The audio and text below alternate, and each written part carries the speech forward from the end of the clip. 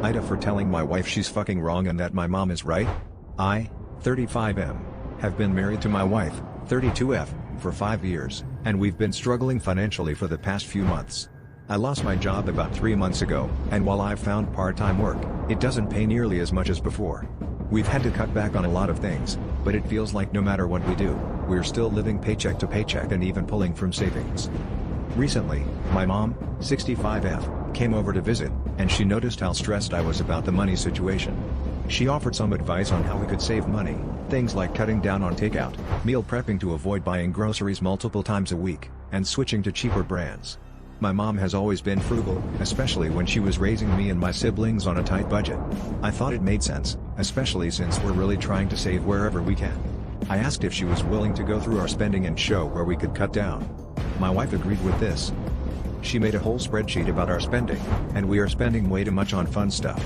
We don't need Starbucks every day and so on. It also became apparent that most of the fun spending was my wife's. TBH, my wife didn't take the breakdown well and started arguing with my mom that her spreadsheet was wrong. She said that my mom's way of doing things is outdated and doesn't work for us.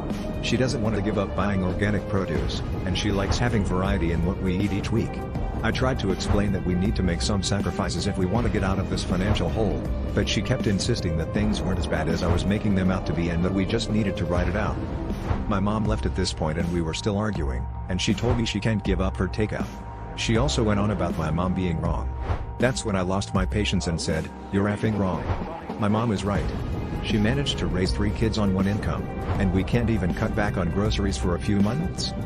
My wife got really upset, saying I am being a huge jerk for whining with my mom and that my mom is outdated.